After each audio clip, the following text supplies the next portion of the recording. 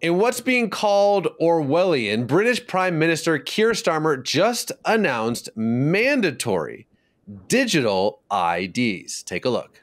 And that is why today I am announcing this government will make a new free-of-charge digital ID mandatory for the right to work by the end of this Parliament. Let me spell that out. You will not be able to work in the United Kingdom if you do not have digital ID. It's as simple as that. British civil rights activist Emily Emanuel joins us now. So, Emily, what was your reaction to Starmer's announcement? Well, really, truly, completely shocked, but also not surprised.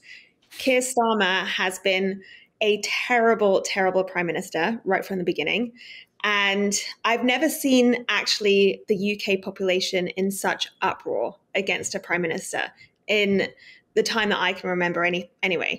So I am not surprised that he's trying to pull something out the bag that will try and get him some popular votes, although it's probably going to be completely the opposite.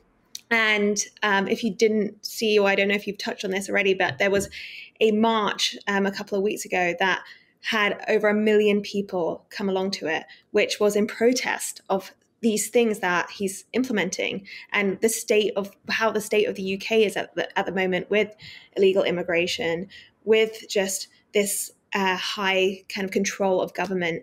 And so there's almost like a revolution going on in the ground in the UK at the moment because people are just sick and tired of these policies that he's implementing. Well, what's interesting is, obviously he made this announcement and he painted it in a way that this would help curb illegal immigration.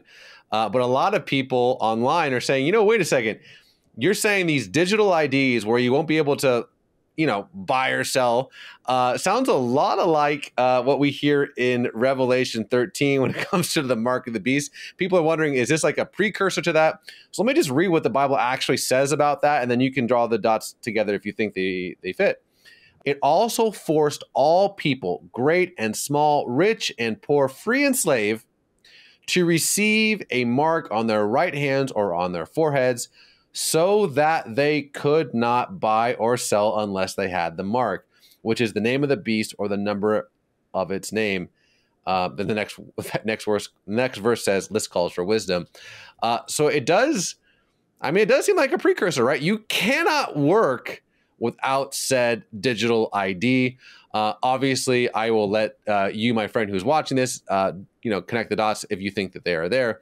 But Emily, can you just maybe peel back the onion a little bit more?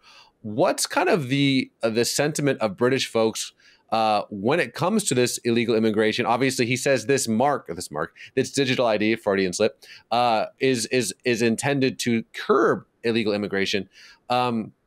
But what's the status like of the British people's mentality when it comes to the current state of affairs when it comes to immigration? Well, first of all, I find it incredibly hard to believe that this digital ID has anything to do with illegal immigration, because when I have had a job in the UK many times, I've had to show my social security number and my passport. So I've had to prove my right to work in the UK. So this doesn't make sense that we need a digital ID to prove our right to work in the UK when we already have systems in place that allow us to do so. Now, many of these illegal immigrant workers, and I've known some when I've lived in the UK, they don't work normal jobs. They work cash in hand jobs. So, you don't actually have to go through the system and pay taxes and all that kind of stuff. So that's not the issue. The issue isn't going to stop. The illegal immigration isn't going to stop because there's a digital ID in place. They will find out ways to work. And if not, they will find out ways to receive money from the government. So it's not going to stop anything like that.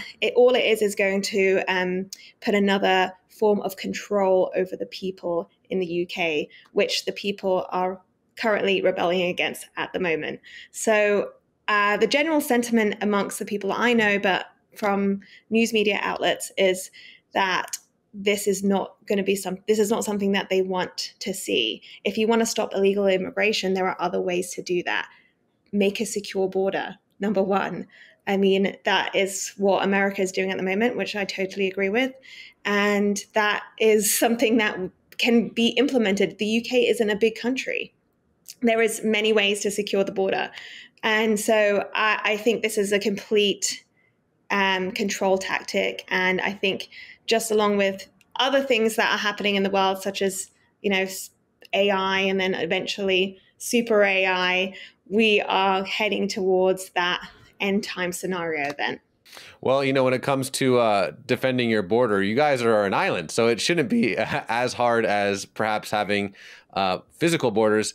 Yeah. But Emily, I think a question a lot of folks are asking, and we've done stories about the unrest that's really boiling over in the UK. So maybe in closing, how should we around the world be praying for your nation?